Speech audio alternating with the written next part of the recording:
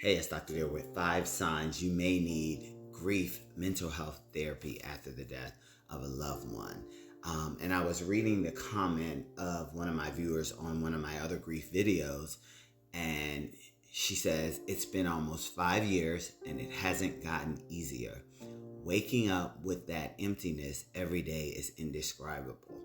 And so I started thinking about, people who are really, really struggling with grief. And I always say grief doesn't go away, but I say eventually it becomes doable. And I'll use myself as an example.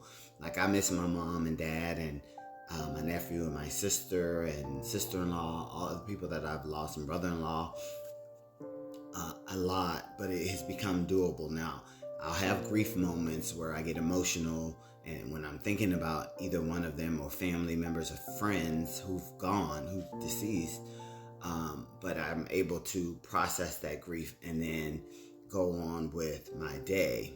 And so grief doesn't go away, and you will get triggered, but when it doesn't feel like it's getting easier, and not per se to you, Leela, I don't know your exact circumstances, but here's 5 signs that you may want to look for to see if you need to seek grief mental health counseling. And that leads me to number 1. It starts to impact your day-to-day function. Like, you're not going to work, you're struggling to focus on anything else. All your focus is on that deceased loved one. And that leads me to number 2. You feel like you can't live without them. Like, it is a struggle to get up, to be you. And that leads me to number 3. You're simply existing and you're not living your life.